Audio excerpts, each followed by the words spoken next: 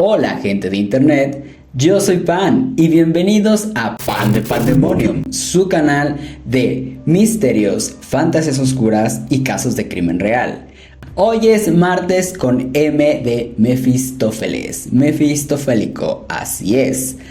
Así que para comenzar con esta nueva sección del canal, el martes Mefistofélico, les traigo un caso de lo más intrigante y lleno de dudas. El escenario de esta historia es la campiña francesa hace 200 años, en 1831. Y para comenzar, la pregunta de hoy es, ¿qué harían si un día de copas, tarde por la noche, descubrieran en su momento más esquizofrénico, no es cierto, más alcoholizado a tres figuras que parecería que llevan un bulto misterioso sospechoso consigo hacia el bosque? ¿Se acercarían? ¿Reportarían las autoridades? ¿O se preocuparían más por su propio estado físico y se retirarían sin decir nada?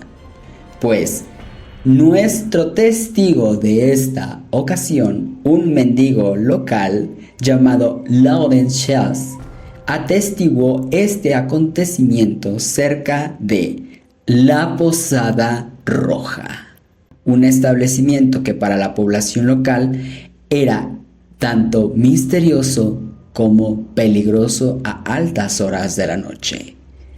Pero antes de iniciar, les recuerdo que dejen un like a este video si les gusta la forma en la que presento. También que se suscriban y formen parte de este canal que poco a poco va creciendo. ¡Allá vamos! Para seguir al tanto de lo que sucede aquí en el Pandemonium. Y compartan con personas interesadas por estos temas. Y bueno, ya sin más, ahora sí, comenzamos. El misterio de la Posada Roja. Una pareja de campesinos muy pobres, Pierre y Marie Marty, vivían en la comunidad de Lanars, en el centro de Francia. Pierre era conocido por tener una actitud antisocial y agresiva, aparte de ser bastante avaro. Era clasificado además como un protegido y protector de la nobleza local.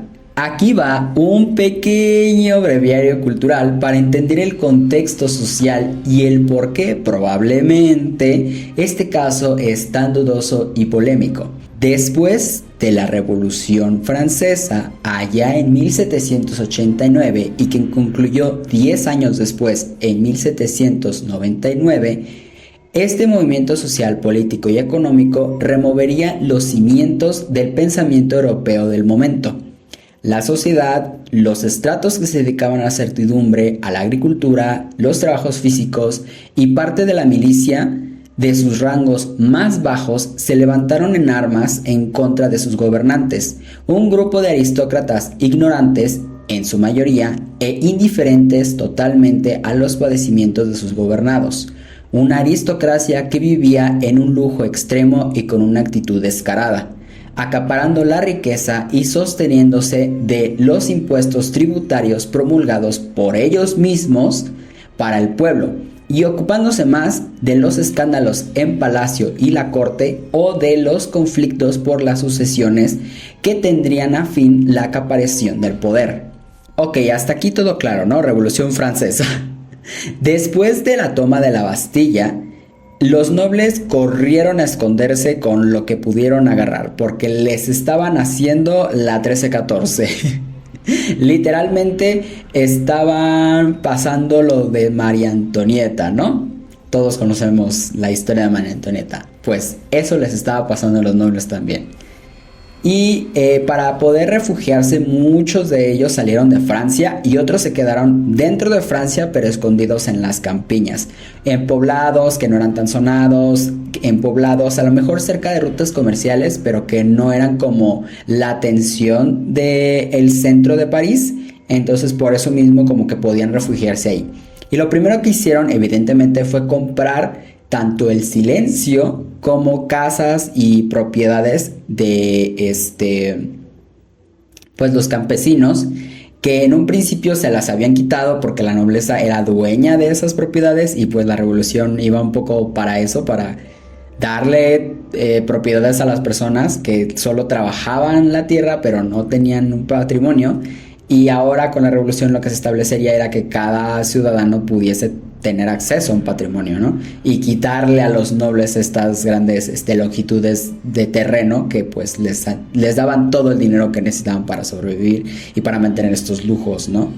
Y salvando las convulsiones internas en Francia durante el periodo post-revolucionario, el regreso de la corona y el posterior golpe de Napoleón Bonaparte, Francia se encontraba en un ambiente político tenso, sobre todo por el avance de una liga de nobles ultramonárquicos que deseaban de nuevo el control de todo, pues además de que la Revolución Francesa estableció un precedente importantísimo con la Declaración de los Derechos del Hombre y del Ciudadano, que es de la que se desprenden todas las constituciones que tenemos hoy en día, y logró el asentamiento de la Constitución francesa con el pensamiento ilustrado y enciclopédico en la mano. Además, consiguió que la monarquía negociase su poder y con ello el establecimiento de un parlamento que pudiese ser elegido por el pueblo y no por sucesión, como hasta entonces había pasado en la monarquía. Pero esto llevaría a la conformación de una liga ultramonárquica por parte de nobles resentidos con el pueblo, que estaban utilizando todos sus recursos y pretendían regresar a la buena monarquía, a la de verdad, a los buenos días, a cuando los tiempos eran mejores, para ellos solamente. Pues, en este clima, los Martin estaban a favor de los nobles ultramonárquicos. Creo que empezamos muy bien con esta parejita, ¿no? Pues además resulta que estos dos les ayudaban a los nobles a transear a los campesinos para que vendieran sus tierras en precios completamente injustos. O sea, esta gente que había sido campesina dijo: me conviene más ayudar a los nobles porque me están pagando más y yo no vivo del campo. Entonces, con el dinero que ellos me den, voy a fundar mi propio negocio y les voy a permitir que abusen de mis iguales, de los campesinos, quitándoles sus tierras.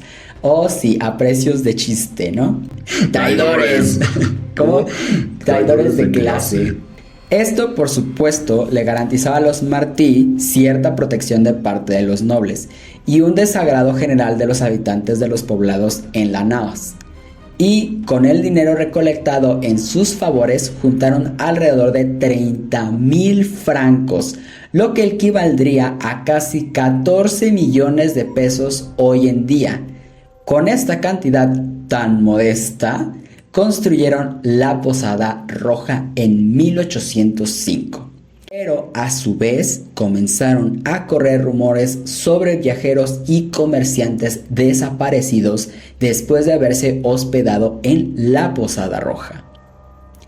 Para 1830 ocurriría otro levantamiento armado por parte de la población contra el reinado de Carlos X de Francia, un rey ultraconservador, ultramonárquico. Con esta segunda revolución, la protección por parte de los nobles a los Martí se acabaría, pues ahora tendrían que velar por su propia supervivencia nuevamente. Además, la gendarmería francesa estaba muy pendiente de esa zona debido a que incendios originados por las propias revueltas pusieron la zona de tránsito comercial local en peligro, lo cual probablemente disuadió a los nobles locales de permanecer ahí. Pese a esto, parece que la pareja siguió muy confiada en su posición, pero la gota que derramaría el vaso sería cuando en 1831 un vendedor de caballos desapareció en las inmediaciones de la Posada Roja. Su nombre era Jean-Antoine Angelas. Durante las investigaciones sobre la desaparición de Anton, el magistrado de la localidad, Étienne Filliat-Duclos, determinó que Jean-Antoine se le había visto por última vez el 12 de octubre de 1831 como huésped de la Posada Roja. Para el 25 de este mes, el magistrado acudió personalmente al negocio de los Martí para continuar con la investigación. Aunque parece increíble, Jean Anton fue encontrado el día siguiente a la visita del magistrado, desafortunadamente ya tieso a las orillas del río Alea.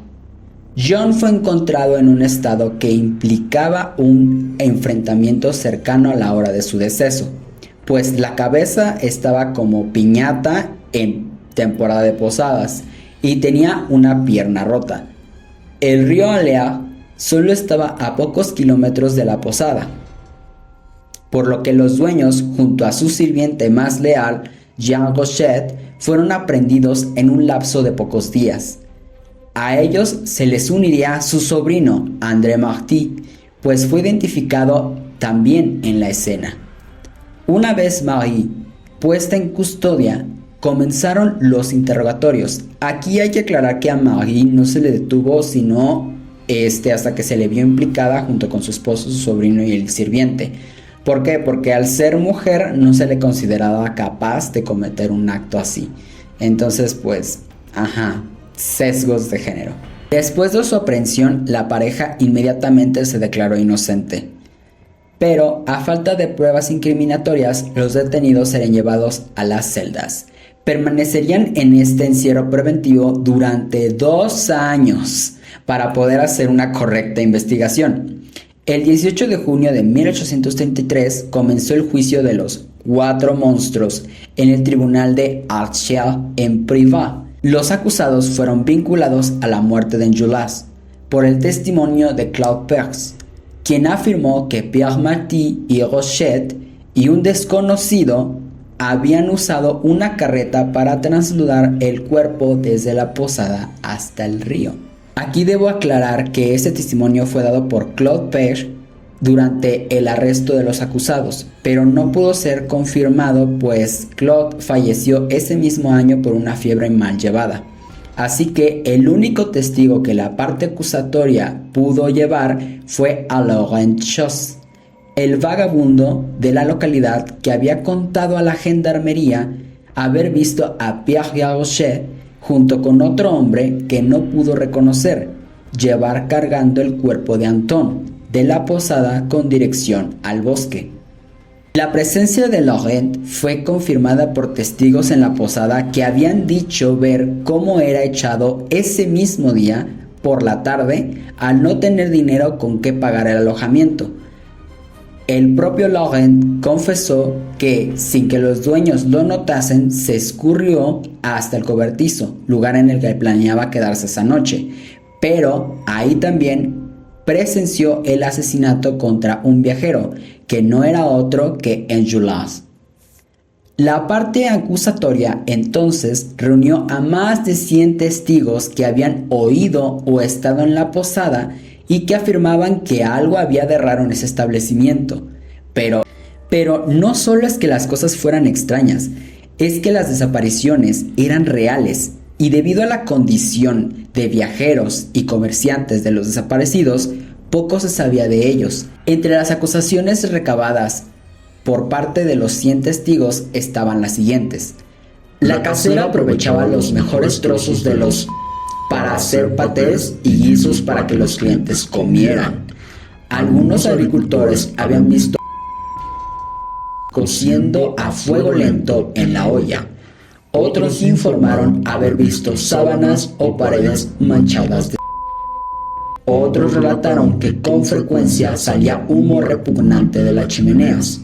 Y por último, los posaderos quemaban los de sus víctimas, incluidos niños, en horno de pan o fingían que los encontraban de frío en la nieve de la meseta. Mas no fue posible armar una acusación real de esta información. Así pues, el 29 de julio de 1833, el resultado de 7 días de audiencia fue la absolución y liberación de André Marty y la condena a la guillotina de Pierre, Marie y Rochet.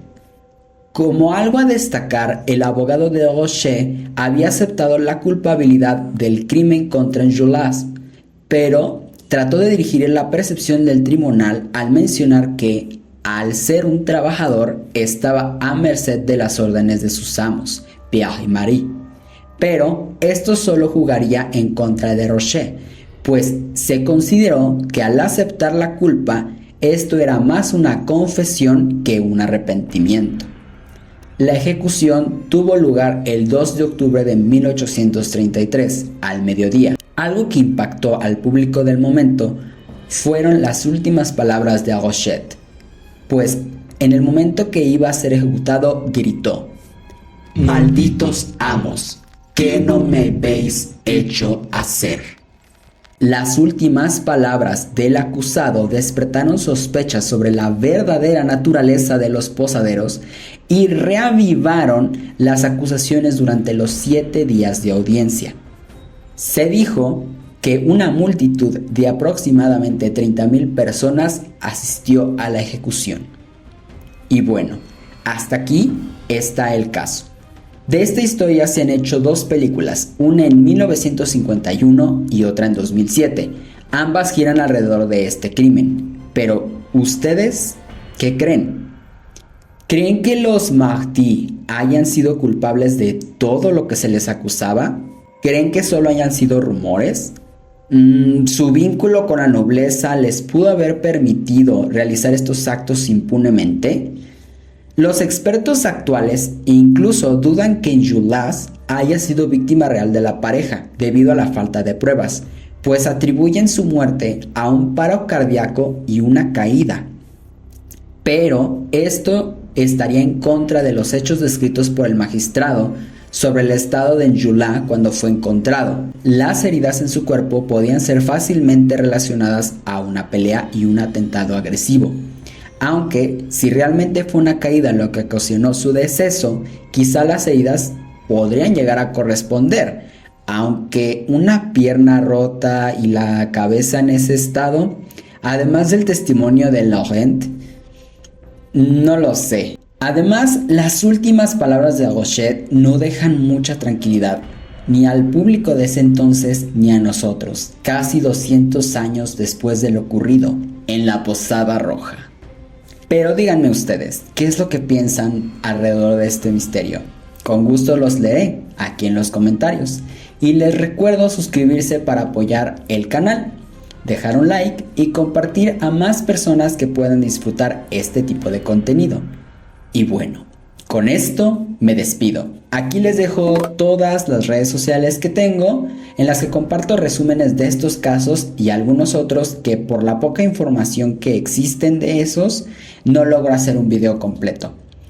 Les recuerdo que yo soy Pan y espero que el pandemonium que hemos liberado aquí no los devore. Hasta la próxima.